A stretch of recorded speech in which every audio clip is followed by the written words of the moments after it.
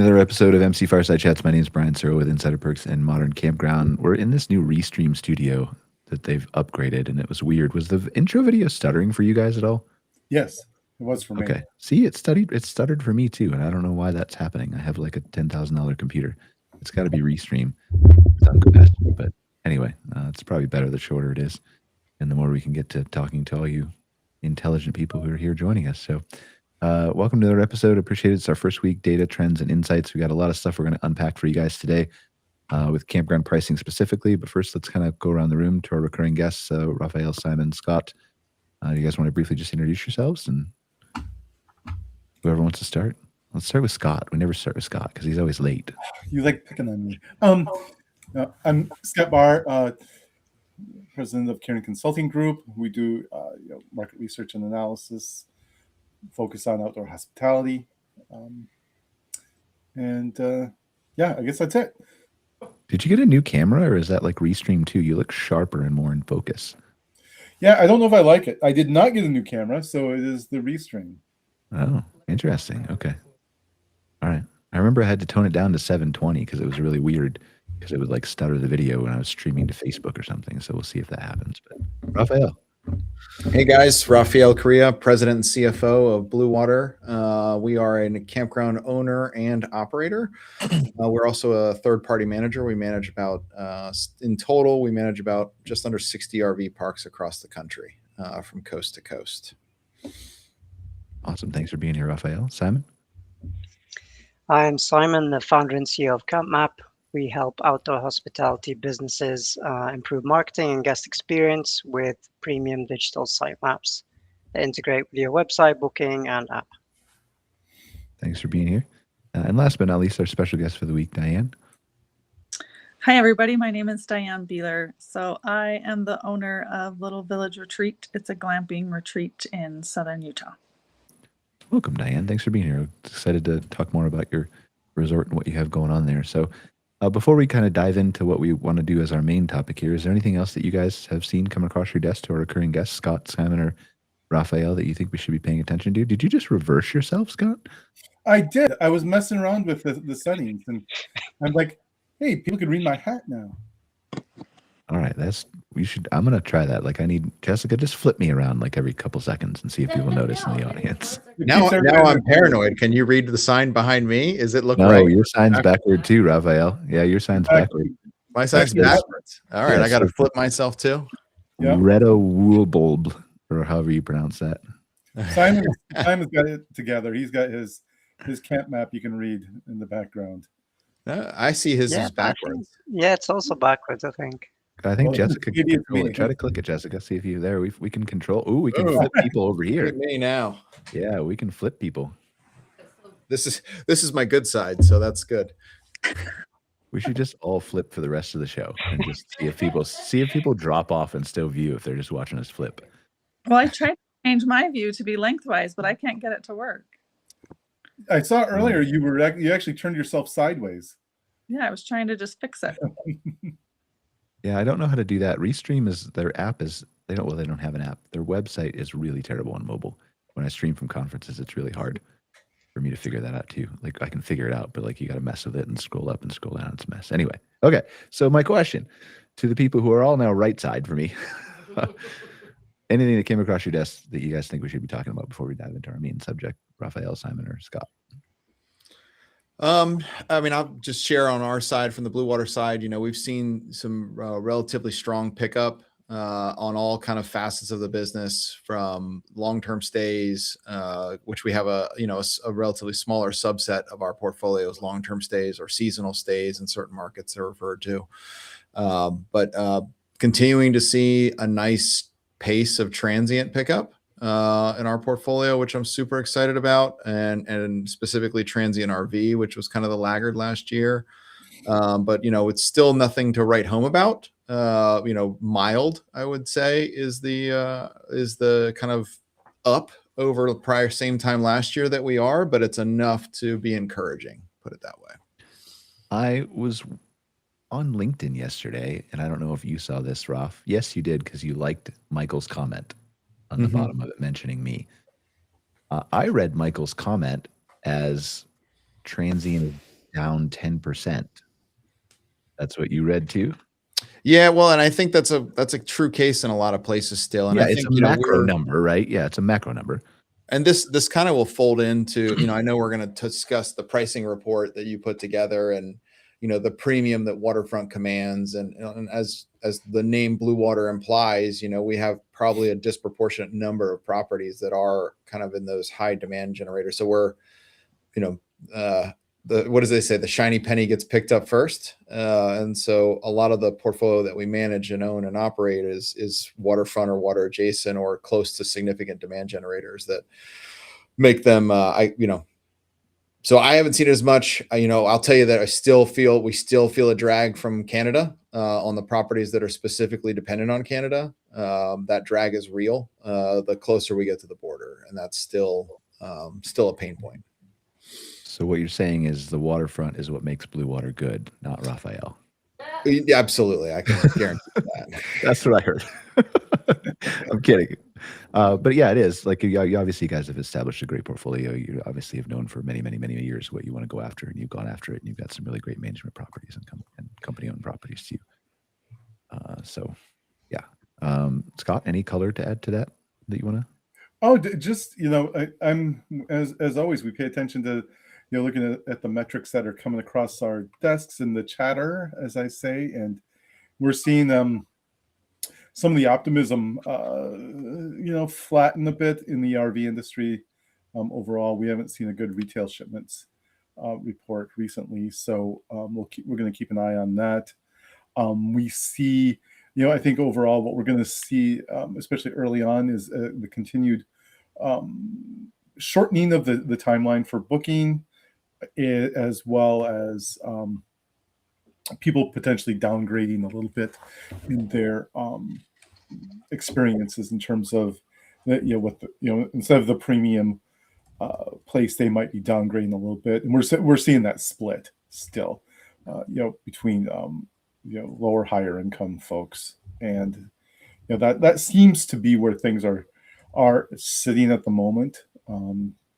I know that there's some guarded optimism. It depends on who you talk to, but you know, overall, I just feel like a lot of people right now are taking a wait and see approach, just going to see what's happening. I mean, we saw a gas spike this week. In some places it was quite a bit. I know here where I live, the prices went up about 30 to 40 cents a gallon in the last week. Wow. So, you know, we'll have to see. I know gas isn't a huge indicator of behavior, but it does impact people's attitudes a little bit. So it's really interesting. Like now that I've moved up to Alberta, we're all like, we don't want our gas prices to be higher, but also like if oil's higher, then the province is super rich. And the government has all this money to spend and everything else. So it's like a kind of a push-pull with us, right? If oil goes up, our economy does exceptionally well. But our gas prices have gone up here too, because obviously we don't refine in Alberta. So what are the latest retail numbers that you've heard? Phil and Eleanor aren't here today. They had a conflict with a meeting. I saw the shipment numbers. What's the latest retail numbers we have, Scott? Do you know? I haven't seen anything super recent. Okay. All right.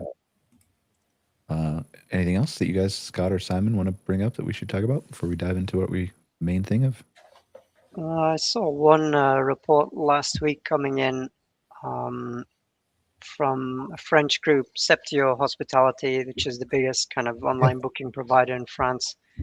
So they've done a survey of 1,000 French campsites, and the results for January are 5% down in both volume and turnover from last year.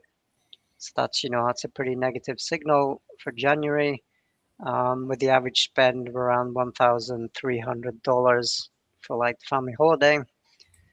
So definitely, you know, a negative start to the year in terms of people looking ahead for the summer holiday bookings. But yeah, it's only January, so a lot of things could change between now and the summer. But yeah, quite an interesting result. Is that that's 5% forward-looking bookings or 5% January over January stays? No, so booked in January, but it's, you know, for summer stays. Okay.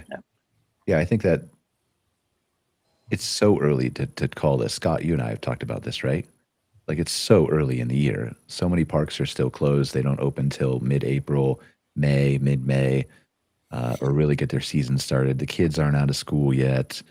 The booking window has been shortening. Like, again, uncertainty causes people to delay things. So I think it's, I don't know. I don't know if we're going to be able to call this before like May. Are we, Scott? I don't think so. And at that point, is it too late to react? It depends on how nimble you are. I mean, honestly, I know that's kind of a cop out on my part to say that, but it's pretty late in the game because people are, making solid plans. By that point, their summers are typically fairly well planned out, at least a general idea of where they're going. So, the other thing is to, depending on how things go, is to switch and really target that later in the year, the fall, the shoulder season timeframe to see what you can pick up. So what happens? Let's just play this out briefly, right? Like, what happens if we end up down somewhere between 5 to 10% as an industry on a macro level this year? I'm assuming this is a camper nights number, yeah? This isn't a revenue number, is it? No. Yeah, this is a camper nights number. So what happens if we're down 5 to 10% on a macro level, industry, average, median, whatever you want to look at it?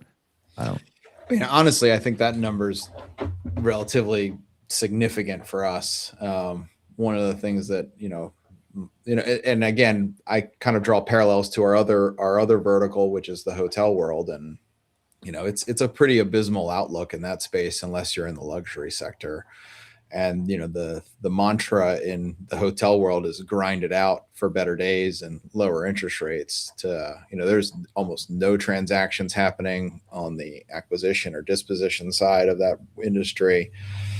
And so like they're struggling. I think we are also, a bit on the struggle bus, but relatively, like, it's not even a comparison. Like, so when you say if we're going to be down 5%, not so much, but if we're down 10%, that's borderline catastrophic for this particular asset class. And I don't know that we've ever seen that kind of decline other than post-COVID in, the modern campground era. Yeah, and that was just a really quick dip, right? And then we came right back up. Yeah. I mean, and we're also coming off of unusual highs, like, yeah, camping midweek because they're not in school, right? Like that's never going to happen again. Or if it does, it's, the world's in another pandemic. So if we just step back real quick and say, like, let's say there's a 30% chance that we're down 10%. Let's just be conservative, right? Mm-hmm. Because I ran these numbers through AI independently, like back in December, when we knew that, like, the healthcare was expiring and the economy was uncertain and all the things, and it predicted, I think, somewhere between 8 and 15% down. I think that's super aggressive. Personally, I agree. There's a reason we haven't, like, put out a report that says that, right? Like, it's too early. We don't know that. But let's say that we're just down 5% even. How does an operator listening to this call prepare themselves to manage that? Like, and then just be pleasantly surprised if it's up, but do the right things to prepare themselves for that so that they can minimize potential negatives that might come out of that. I mean, as an operator, I think that you got to be investing in your toolkit, right? Just like, what Simon does for campgrounds is a differentiating factor with Camp Map. I got to see his tools when I was at the KOA show. He walked me through it and I'm like, man, this is a differentiator, right? So I know he has integrations with KOA there, and it helps to stand those parks to stand apart. Integrating tools like that, making sure that your PMS is appropriately set up. I mean, you have got to be doing the blocking and tackling. It's don't get exotic. Don't get, it's not about doing the crazy over the top stuff. It's about doing the simple things and the basics really, really well. If you're not implementing, pricing strategies, you need to be implementing pricing strategies. You need to be engaging on social media. These are the things that every operator should be doing, but should be going through with a fine-tooth comb and making sure that they're doing the basics as well as they possibly can, and investing in the things that are missing, because every day that goes by, the tools get more advanced. I sat in and listened to your, the last chat you had with Curtis and a few other folks talking about AI, and that world, I've been tracking it closely because I'm just fascinated by the evolution that it's creating and what it's simplifying and what it is automating in a lot of cases for folks. And I think that those are things that if you're a single owner, campground owner, and Diane, you can speak to this, you got to be everything to everybody, right, on your property. And you got to find efficiencies. And so finding those tools so that you're spending your energy in ways to kind of do that blocking and tackling at the highest level for your park is what you have to be focused on. It's don't overthink it, don't overcomplicate it, but find the time to really do the basics really well. What do you think, Diane? That is instrumental. I mean, anyone who's a single owner has to be able to not worry about their property management system. It has to be as simplified as possible. You have other things to worry about than taking care of your property management system. So that is perfect. And your pricing strategy needs to be somewhat automated. You can't get in there and change the prices every day. So you have to use the tools that are available. And there's a ton of tools that owners can use to help them manage their property. And those tools have to be utilized, or you're spending way too much time doing those tasks instead of actually making your customers happy. What's your outlook for 2026, Diane? What do you think is going to happen at Little Village? Well, I'm not sure everybody here knows the story of Little Village. We don't, so please tell us some background. Yes, absolutely. Well, Give us your origin story. We all love a good Marvel origin story. Perfect. I can say the origin story. We'll go. So my husband and I have 6 kids. 5 years ago, our youngest went to kindergarten, and I wanted to work, but I didn't want to be unavailable. I'd always been a stay-at-home mom. I was also really concerned that my kids were on devices more than I wanted them to be. And schools are using devices more than I wanted my kids' schools to use devices. And I want my kids to work. I want them to have skills. Digital skills are necessary, but I want them to have sweat skills, I guess, for lack of a better word. I want them to have marketable physical skills they can use. To have life skills. Yes, life skills. Yeah. So we went through a series where we just brainstormed businesses that we could start that would involve our kids and get them outside and get them working. And this is what we landed on. And so our kids helped us build everything at Little Village Retreat. They cut boards, they used drills, we built it from the ground up. And they were involved in that process from day one. Love it. Good child labor story. Excellent. Yeah, I have to be a little bit careful on how I word things because, small business insurance, they do their work.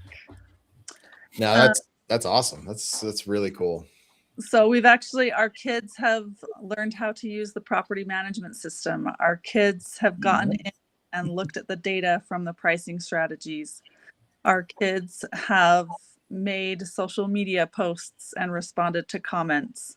They don't get their own social media accounts, but if they can get a post for the business approved by mom, they can post it. They can learn those marketing skills. Awesome. So we actually, though, because, first time small business owners in this regard, we actually are closing Little Village Retreat this year. So Little Village Retreat will no longer exist at the end of 2026. That's the outlook for us. So I was very open about that in my emails with your coordinator, but I didn't know if you guys were aware of that. Yeah, I mean, I was aware of that at least, but sorry, I didn't know if the rest of the audience was. Are you open to sharing some of that story of why or what led to that, or? So I would do this all again. Little Village Retreat is the best, worst thing we have ever done.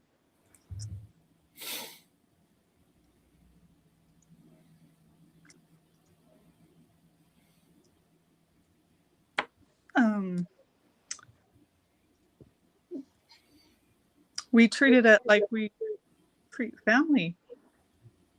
We have loved it.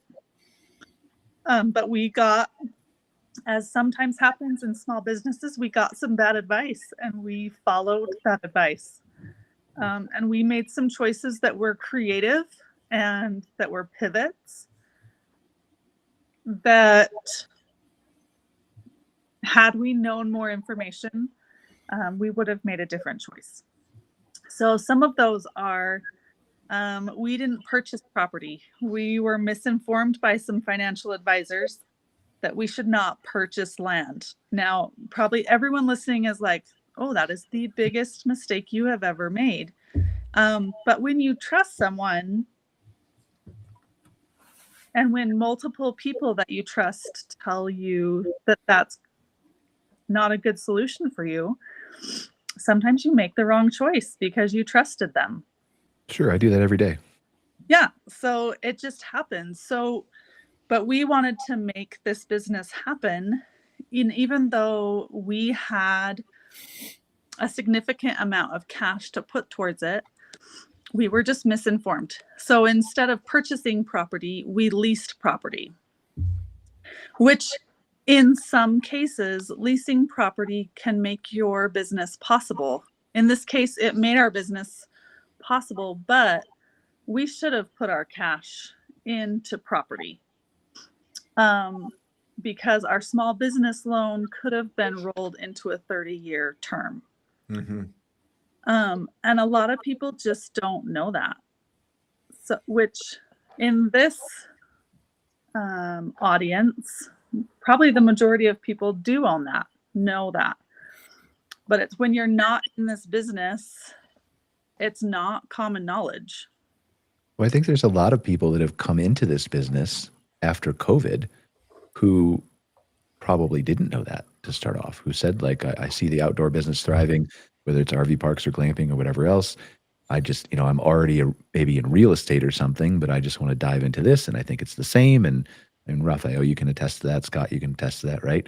And so I'm not saying they all shared that same unique gap of knowledge about that specific item, but for sure, there's a lot of gaps in knowledge that we are seeing still come to fruition and still will in the next few years from people who have overbuilt or built the wrong way or not tested the market or had feasibility studies done or on and on and on, right? Yeah. So when we did market research, but the biggest problem with our market research was that no one had done this before in our county. There was nothing in our entire county that said this would work. And I do think it would work. But I think it would have been what needs to be done differently than we did it. So there's neighboring counties where this is doing incredible. So Little Village Retreat is just 5 minutes from an entrance to Zion National Park. Right? We're in a prime location, but the entrance that we're by is not the main entrance. So like with our pricing strategy, we're considerably lower than the glamping retreats that are by the main entrance. But because we're not by the main entrance, people don't want to stay there. So that market research there were holes in that market research because there wasn't enough data. And we kept a whole other audience of people that market research didn't include. So there were just ways where, like, right, hindsight is 2020, right? Always, yeah. So you learn things, you move forward. And there's so many things that, yes, we could have done them differently, but I wouldn't have, maybe I would be successful if we had done it differently, or maybe it would have been even more catastrophic. Diane, I'm taken aback and applaud your candor and your courage just to kind of share what you're sharing here today. And, I personally feel like there is no such thing as failure. I feel like it's a fake word in my vocabulary because 100% agree. Failure is actually a state of mind. It's not a thing. And what you have done for your kids is going to serve them, and it will be well worth every penny of the investment, in ways that I'm sure you can't even imagine today. None of us can imagine, but they're going to be the giant beneficiary of this. And the reality is you also are going to be a beneficiary. And, we have a concept here at Blue Water of fail forward, right? Like, just keep going. It's just a lesson, keep pushing. But, I have to applaud your courage for being able to say what's going on and share your experience, because I can guarantee you, and I know for a fact, you are not alone. Yeah, well, and we've already seen that. Like, there's so many amazing things that have happened. Like, our son right now, we talked to him and his friends last summer. So, like, Little Village Retreat was still going. People were coming. We were loving it. And we wanted to do a sauna, right? A sauna is an amenity that's really hot right now. So he wanted, our oldest son, he was 17. He wanted to build a sauna for his friends. And we were like, sure. Like, this is why we did this business. So we bought plans. We made sure they would be approved. Like, we've taken him through that entire process to build this sauna, and every single one of his friends that wanted to help has slowly dropped off the workload. I mean, like, they get discouraged because the router bit broke, or they get discouraged because Ace Hardware doesn't have the router bit we need, or the router bit didn't fit in the router, so we needed to. I mean, like, all three of those things happened at the same time. Yeah. The list just keeps going, and it's all for this glamping retreat that's struggling. And I mean, they're like working on finishing up this sauna. I mean, it's been months. They're trying to finish the sauna that's now going to be a personal sauna, not a business sauna. And I heard my son say to the only friend that's still willing to come help with this project, everything is figure outable. That's it. And this has been a success. Yeah. My now 18-year-old son is going to push through. He's going to get this sauna done. And he knows that everything in life is figure outable. That's huge. That's just like Raphael said, that's a multi-million-dollar payback. Yeah. With just one child compounded by 6. Let's hope the other 5 learned something. No, I'm sure they did. I mean, that I can guarantee you, even from across the country over here, they all are getting, a huge life experience from this, and it's exciting. And I'm confident, Diane, this is just the beginning for you on whatever this next adventure is. So that's and whatever it is, you're gonna crush it. Well, thank you. I really honestly wanted to come on the podcast when they asked me about it, because I don't think there's any better business to be in than an outdoor hospitality. Your guests are already happy. Yeah. Your guests already know how to make themselves happy, and it's to get in nature. And there's insurmountable problems, it seems like, but there's already a community that wants to help. And it has just been a life-changing experience for us. So I would just wanted to encourage people who are thinking about it, or people who are just starting, that it's so worth it. Like, this is such an amazing opportunity and such a great community to be a part of, and just don't give up. Yeah. In 3 years, I might just start one. My husband doesn't even want to think about it, but I'm already like, I would totally do this again. Like, let's. Was that him laughing in the background there? No, he can't be on the podcast because he's still just a little bit. He's gotta wait. He's gotta wait a little bit. Yeah, he's got to process through it. Yeah, that's fair.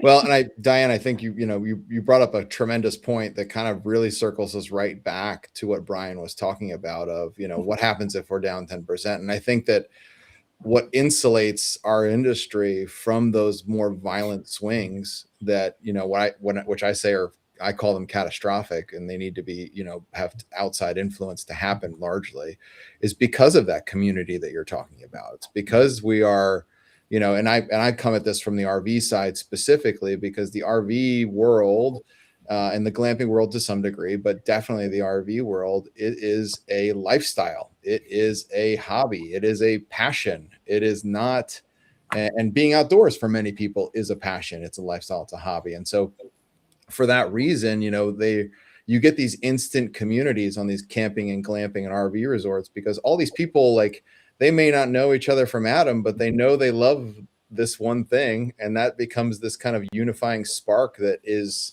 what gives birth to community on these properties, which makes us totally unique, makes us totally different from every other real estate asset class that exists. And, you know, for that reason, I just like, that's why I'm like, so like, Brian, it can't happen, won't happen. Sorry. And that's my basis for that. Of course, it's a theory, but that's my theory. Well, I think even if it does happen, though, like it's a temporary thing. Like, and I've said this, I don't know if I said this to you, Scott, but I've said it to other people before. Like, I view outdoor hospitality as one of the single biggest, strongest asset classes for the next 30, 40, 50 years. Primarily because we're about to be flooded with a bunch of AI slop and fake stuff and videos and it's just going to drive people more to the one place that AI cannot replicate, which is sitting by a river or underneath trees or wherever else, right?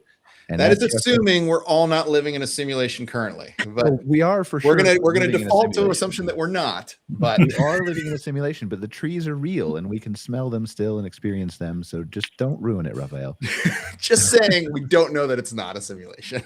So yeah, I'm a very firm believer that outdoor hospitality is the oldest historic way for people to reset.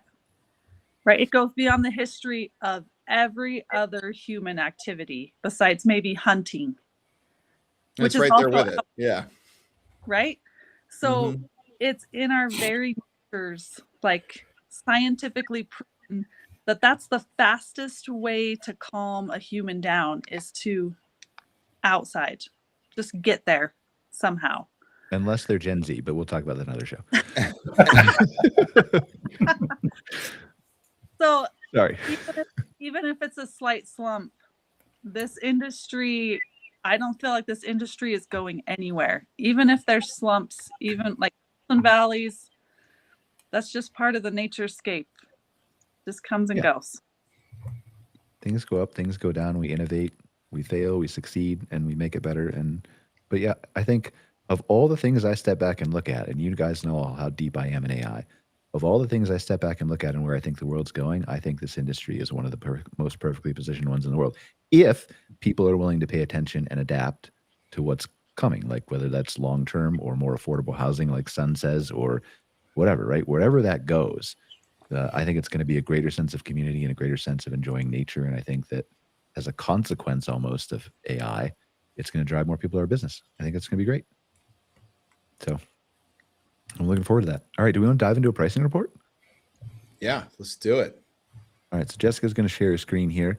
So a little bit of context, just a brief for those people who haven't downloaded this, seen this, or I don't know if I've really ever said this publicly, although I said it on the call to a couple people. I put this together. It took me like obviously 2.5 months, but I put together all the data behind it in like 5 to 7 days, I think. And then it just took me a while to get the front end work done. But we were looking at the industry and we were saying like there's, and you all know how much I iterate back and forth with AI. But we were looking at the industry and saying like there's these great reports from KOA. We've been doing reports for a number of years with Scott for MC Hospitality Highlights. We've had Simon on and he's shown us some of the great reports from Europe and what PinCamp does and what Septeo put out and other things. And obviously we have these other, I'll call them smaller studies from tangential players in the industry, like the Dirt and RMS, and obviously CampSpot does a great job putting out a lot of their analytics and data and things like that. But the one thing that like I put all this into AI and I'm like, well, what are we missing as the industry? And the first thing it spit out was pricing. Like nobody has ever done anything with pricing. And so I iterated back and forth. This is over my Christmas week vacation when I get most of my stuff done. I iterated back and forth and I'm like, well, how can we actually provide valuable pricing data to people if I'm not like a new book or a camp spot or something like that, right? And I don't have the actual inventory data. And this is what it, like, for the large part, like, it came up with. Like, it wasn't a 5-minute conversation. This is hours and hours and hours of us of me iterating back and forth with AI and saying, like, how do I do this right? What can I do? Okay, if I get this data, how much data do I need? What do I need to collect? Where do I put it? How do I categorize it? How do I then put it into a database that can be sliced and diced into all these charts that you see available to you, right? So it's not just gathering prices. It's what do those prices tell us? What do the site names tell us? What are the locations and tell us? And putting it in that database kind of enabled us to do all that stuff in an organized way. So I'm interested to see what you guys would like to cover here, what you think our audience would find valuable. Because again, I don't want to spend 30 minutes going through every page of this report. For those of you who have read it, what are your current, or some of it, what are your current takeaways? Well, I can tell you from my perspective, especially even in the summary points, Delaware and Maryland are two markets that I pretty much manage virtually all properties in those markets, if not all of them. And so was excited to see that we were topping the charts on ADR. And that mirrors your experience, like yeah, I mean, definitely. I mean, Maryland and Delaware beaches are very unique. And just to give some context to everybody who's seeing it, the reason for that is we're pulling from Pittsburgh, Philadelphia, Baltimore, Washington, D.C., Richmond. I mean, you have so many significant MSAs that all kind of filter down into those two beaches. And so that is there is probably a significant supply and demand imbalance because both Delaware and Maryland are extremely difficult states, especially coastal, whether you're on the Chesapeake Bay or on the ocean side. Those districts are incredibly difficult to get new projects entitled in. And so you have a supply restriction, you have a significant markets that you're pulling from that are feeding this particular market. And so you have a situation where I think demand is outweighing supply, and you're getting that. What you're seeing here is a large result of that. Scott, what do you think? Yeah, I mean, I think for me, some of the things that people might be interested in are what you and I discussed at length going through this was some of the lack of disparity in some of the finance, like on versus off season, pull through versus back end sites, stuff like that. The narrowness of the gap was something that to me, like in all the research I've ever done, like I don't do this kind of research, but I mean, I ask people what they think of this stuff, and the demand for obviously on-season stuff where everybody's booking well in advance to the type of sites and what they really want, and they'll change a campground if they can't get the site they want. And then you see that in here it's showing that in many cases the gap in pricing is minimal. Yeah, that's what shocked me the most, right? Was looking at like, and I know we're experiencing an entry into this industry from more sophisticated players who have been here a couple years or years in the case of Blue Water, right? But players like Blue Water and CRR Hospitality and Athena and all the people I'm going to forget to mention, right? But we're entering into this with revenue managers on their team who are looking at these prices often for the first time when they acquire a campground or manage a campground that's never been looked at before. And so I look at, like, what really stands out to me is the lack of difference in price between Tuesday and Friday, the lack of difference in price between July 4th and the week before or the month before, the lack of difference in price between pull-throughs and back-ends, and that just speaks to me to rate management more than anything else. And that shows me that even if we're down 10% in camper nights, which is not going to happen according to Raphael, don't panic, but that if you do smart revenue management, you might not be down in revenue. Is that fair, Raphael? I see. This is the part of the report I struggled with the most. Okay. That you're bringing up here, because that rate differential to me was shockingly low, and it made me ask questions. And so I went straight into like how we collected the data, and the reality is, if you're rate scraping, that like you're not going to get a lot of long-term stay data.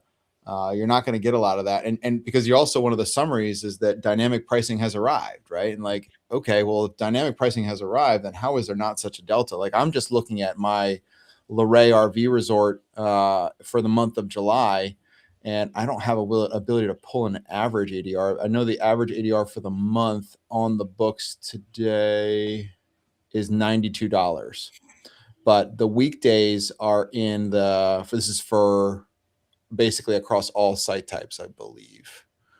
Let me just double check that. But the delta to the weekend is like another $25 to a weekend rate versus a weekday rate.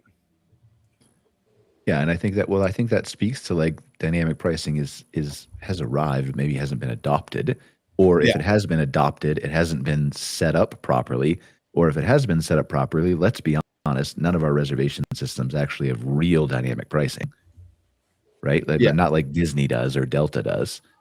So I think that's part of the reason you're seeing that, right? Like I think people, the larger players who have revenue managers who have been working at this for a couple of years, aren't reflected in this report because the majority of people, like, it's an average, it's a median, right? Yeah. But I also will tell you that's probably why your Delaware and Maryland data stand out so much, because almost all of that inventory is being managed by Blue Water. And I'm curious if you boiled down those markets and said, all right, in Maryland, Delaware, what was the delta, weekend to weekday? I would venture to guess that whatever dollar something difference would be much higher. I could probably do that for you. I don't know if I could do that in real time on the show. No, it's okay. But it's just, I'm interested. It would kind of prove the fact that to your point, that there's still a lot of work for operators to do out there to maximize dynamic pricing and take some bets on themselves. Because I also, this is another thing, and I want to share this experience with everybody, because I think this is important also for operators to hear. And I think it relates to this. And this is a hotel story. So we have a hotel here in Ocean City. It's on the boardwalk. We have these two giant concerts. One's called Ocean's Calling, and the other one's called Country Calling. And they're one weekend and then another weekend. And when that lineup drops for that concert, we see a tremendous flurry of booking activity. So people like they see the bands, they're like, oh, I want to see them. The first thing they go book is their hotel, because you can walk or ride your bike from this hotel to the concert venue. Last year, we got an incredible amount of booking volume. And then we saw like almost 40% of it cancel out and then have to rebook, right? And so this year we took a bet on ourselves and we said, we have a great product and a great location. We're going to let everybody make reservations, but you're going to have to put a one-night deposit, non-refundable, right? And nobody else in the market was doing that. It was just us, and it was just specific to that weekend. This is what I'm talking about, knowing what your product is and betting on yourself and taking a chance. And theoretically, if we were wrong, right, people would have not booked us. They would have booked the neighbor because it was refundable and they didn't have to commit per se. Yep. But I'm happy to report today, we did not get the same volume, but we got we probably got like 80% of the volume we got last year, but everything we got now has at least one night completely non-refundable. Yeah, I think you talk about betting on yourself. That's important. I think the other issue with this data and being actionable is that, we didn't have any pricing data before this really that was comprehensive, but two, there's still so many data gaps that exist between hotels and campgrounds. Whereas hotels have had like really strong revenue management numbers and demand factors and shopping ratios and all that stuff for 30 years. We've still don't have that in that industry. And I don't like, there's good companies like Scott's putting out good data. We're putting out good data. There's sites like RV Park IQ that provide some things for, investing in feasibility studies and stuff. And Sage obviously puts out some good data. But I don't know that there's still enough push toward what all can we gather, what all can we monitor, what all can we look at, what all can we capture to actually give people the same numbers that the hotel industry does. And it's hard too, right? And the hotel industry has a couple other benefits that, we have density in markets that RV resorts almost never have. They have consistency of product, and the fact that these brands exist also create a tremendous amount of standardization. And so, a Fairfield Inn is a Fairfield Inn almost anywhere you go, within a margin of error. Yep. And so like that creates a lot of ability to compare, to normalize data.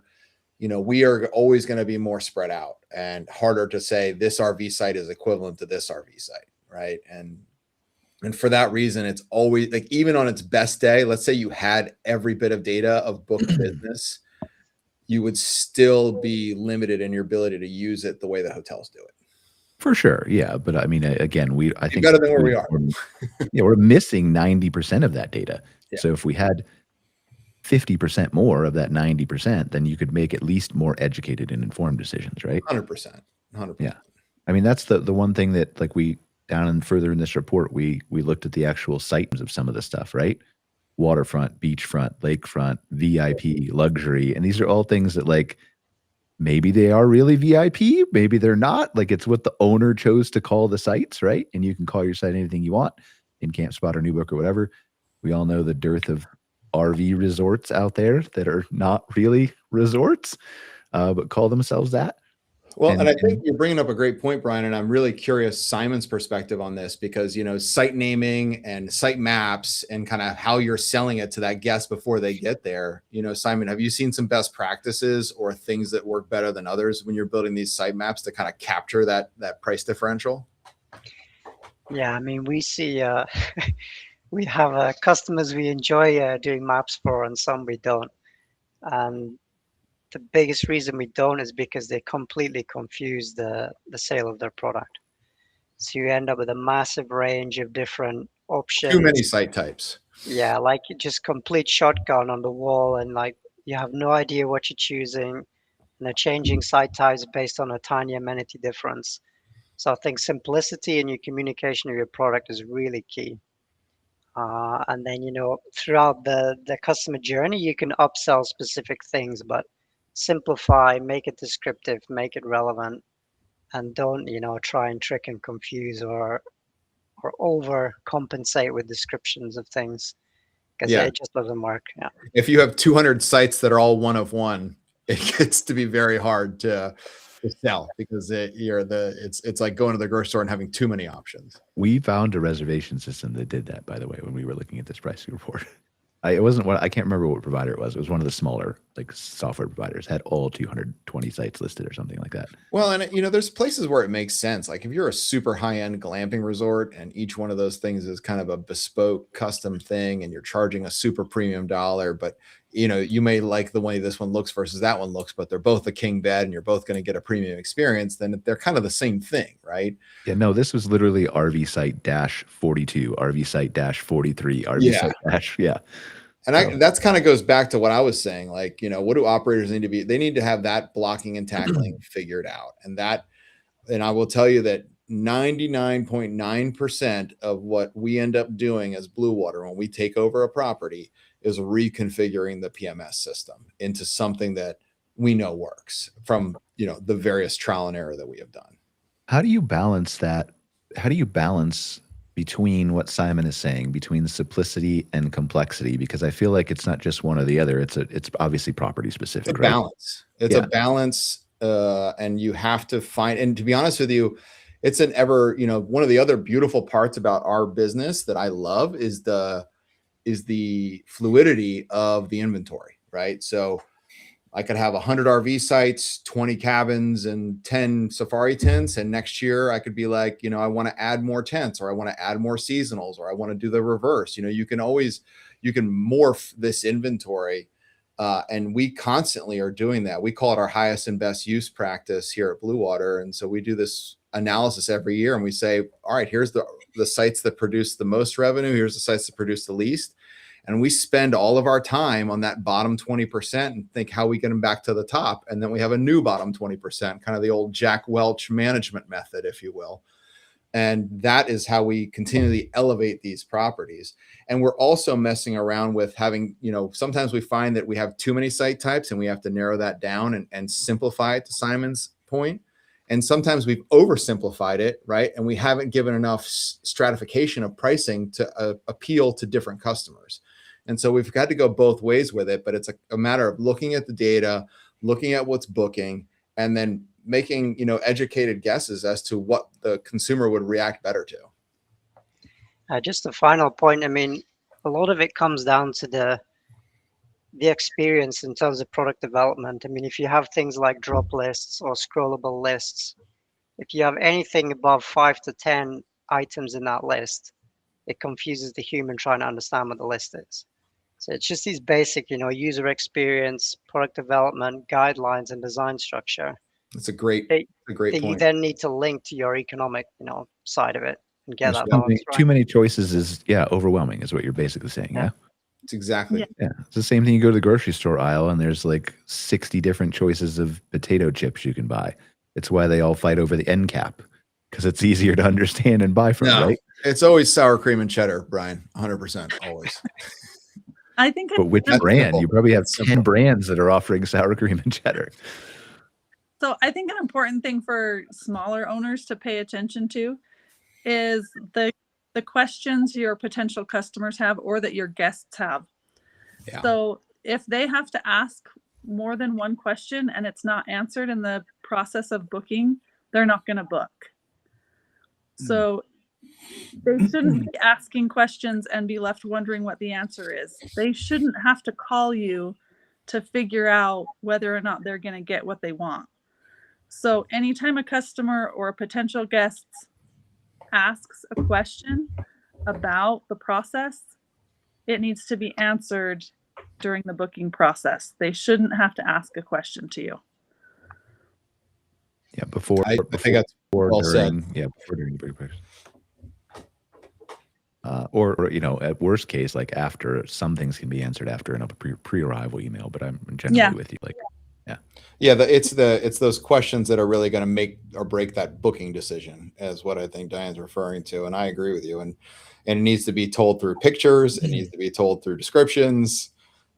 Through maps. Like the thing is, you can't get overly creative because there's a way they're used to seeing it. And if they have to reconfigure their brain to understand how to get that information on your site, it's just going to be that much more difficult. Yeah.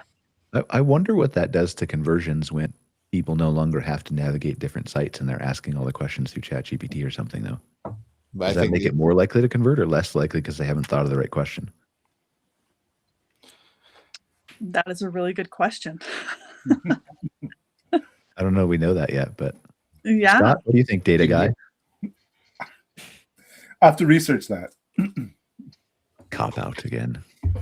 I don't mean for the show for. It'll be interesting when I have my customers building agents to book their RV vacations. I will know we have arrived at a different time period. Well, and there are are those options now to have an AI agent on your site answering questions. Yeah. So interesting to see the metrics on how many of those are actually getting used and whether they're increasing the conversion rate.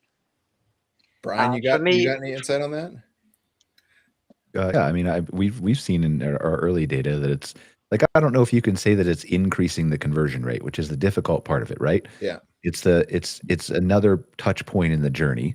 It's like, did the billboard convert somebody or did the Facebook post? Well, what if you saw both? How do you attribute that correctly, right? We know for sure that there's a ROI on it. There's like a 10x to 15x multiplier on the cost of the chat versus the ROI gained directly through the chat, because we track the reservations that are made only through the chat. But whether that money would have happened anyway is hard to explain, right? Like, especially with the chat bot, it's on the website already. So would they have clicked the book now and booked through a camp spot or a new book anyway if the chat bot wasn't there? Or did the chat bot cause them to book? Now, the phone agent is a whole different story. That's much easier, right?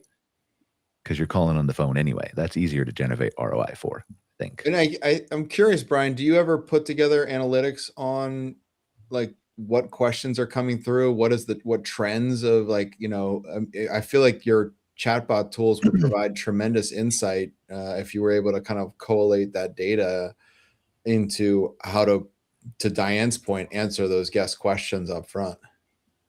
Yeah, I think we don't do it yet. It's on my radar, especially since I started doing this report. And Scott will tell you this, like, I've been kind of obsessed with data lately. There's a lot of things you're going to see come out. Raphael, I sent you an email that you can't talk about. But that email that I sent you and Greg the other day is one of the things that we're working on or have been completed, right? Yeah. But we're very interested in providing more data to the industry. And I think we have the unique capability to do it now where we never ever did before with AI. And that's going to be part of what we're looking at is like, not like Scott did a great analysis with us 2 years ago about reviews and the words that trigger people and things like that. We already have a library from this report of like, I think it's like over 1 million reviews that we can run an even deeper analysis on. We're going to start feeding AI chats and AI calls into databases to run those kinds of queries and surface that kind of data. So there's like a lot of other things I would love to talk about, but like, Yeah. you'll see them released soon. I mean, I can tell you from my standpoint, like, because that's one thing you would lose in a human call center, right? You would never be able to truly quantify and identify, like, here's the top 10 questions in a way that you could act on. Yeah, for sure. I mean, yeah, for sure. That's like, we have all that data. We just need to put it in a place, Yeah, like where we can slice it and dice it and analyze it in a database, right? yeah, that would be That's the interesting. missing gap. So, Simon, you had some stuff that you were going to talk about with Europe real quick, right? Comparative to this? It was just a comparison. I mean, one of the things I took away is, you have a massive difference between states and pricing. And, what is driving that? And we see exactly the same thing in Europe, except instead of states, it's countries. And the biggest driver is geography and climate. So I don't know if that's comparable, but certainly for the average pricing, it's basically the same between the US and EU. I think you had $62 average site price, and in Europe it's 60. And we also have like almost 100% or double the pricing difference between the lowest average in a country and the highest. So those things are pretty similar, but I don't know what you think about, what drives that massive difference in price between some states and other states. Oh, it's geography, like we said, right? It's Yeah. location, and it's geography, and then it goes to like Raphael was saying with Delaware and Maryland, access to the beachfront, oceanfront. You live in Croatia, you know this, right? Yeah. The southern coast of France. When we went to set, like that's the primary number one drivers. But obviously, like everybody can't move their campsite there. They can't get permitting to open in Delaware. If they did, apparently they'd be hostily taken over by Blue Water. Yeah, They manage everything in the state. So. What are you doing here? You should have called ahead. But I think outside of that, right, is just the opportunity here to let owners and operators see that this is the difference. And there's a lot more small things that, whether you're in Europe or the United States or Canada or Asia or wherever else, that if you look at this and really step back and understand that the minimal differences that you're scared of doing, raising rates on a weekend more than $2 every year, is actually not a thing. As long as you are either have the geography, have the amenities, are paying attention to the low-hanging fruits and making the sites better, like Raphael said every year, giving people a real reason to come. And I almost think that's part of the psychology behind how people choose to name their sites and create so many different site types, because they think just by naming it differently, it will cause people to come, and then they don't have to actually put in the hard work. Not that that's a blanket statement on everybody or even the majority of people, but I think some people are like that. Would you agree? No, I mean, I think you're right. It's demand drivers, right? It is supply versus the demand, right? The supply of sites. And then third, and the one that everybody controls the most is the operator. I've bought properties and doubled the revenue 1 year to the next and not changed a single thing. And it's other than the pricing strategy and the marketing strategy. And so, all three of there's my favorite thing to find is one of those diamonds in the rough that the campground owner just took the easy way out, and didn't want to do the hard work around those facets of the business and left a ton of money on the table. I pay him a premium for it. And, my ROI is there immediately. So all three of those are factors, in my opinion, Simon, on what really kind of drives those giant differentials. I think what we're seeing here too is there's a whole lot more diamonds in the rough. I think that's a very fair statement, Brian. That's what the data does point towards. All right. We're almost out of time here. Any final thoughts? So you want to go around? Raphael, any final thoughts, and where can they learn more about Blue Water? Yeah, final thoughts, man. I'm just excited about spring. I'm feeling that anticipation now of kind of the spring season. We have finally a warm day here in Maryland, and quite honestly, right around when St. Patrick's Day rolls around, I start to get pretty excited about the next coming camping season. So I'm pretty amped up.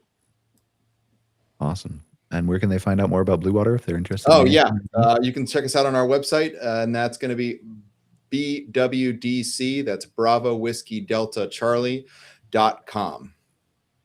Awesome. Thanks for being here, Raphael. Scott, final thoughts, and where can they find out more about Cairn Consulting?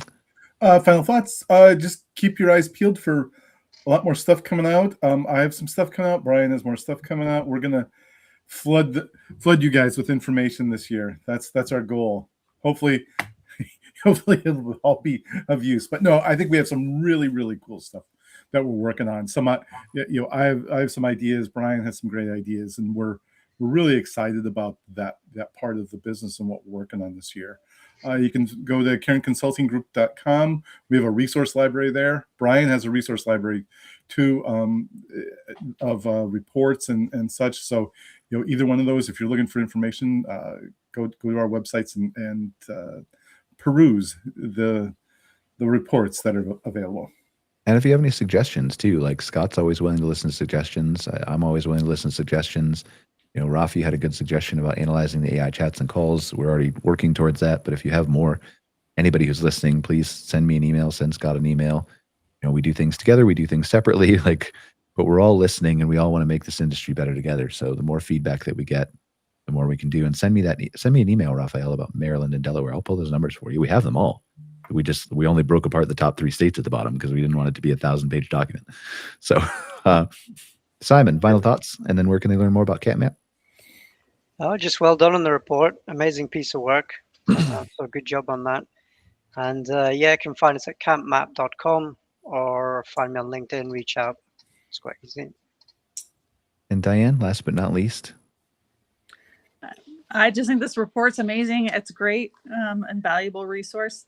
And I mean, you can follow Little Village Retreat on Instagram, Facebook, and LinkedIn. But watch for that to change because it's probably our next adventure will probably be something that comes out of those pages. Well, we want to hear about it when you do. Make sure you follow up with us, okay? Perfect. Thanks, guys. And let us know how your kids are doing too, because we want to know we want to say we knew the brilliant people before they became president. Dealers, right? So yeah. Send you a picture of the sauna finished product. Please do. All right. Well, thank you guys for joining us. Another episode of MC Fireside Chats. There is no Outwired today. Scott and I are just too busy to do the show today, and we have some other commitments. But we'll be back maybe next week. We'll see. I'm going to be in Wisconsin for the Waco show, so we'll see if we do it live there. But other than that, we'll see you next week on another episode of MC Fireside Chats. Thanks, guys. I appreciate you watching. Thanks, See you. guys. Bye-bye.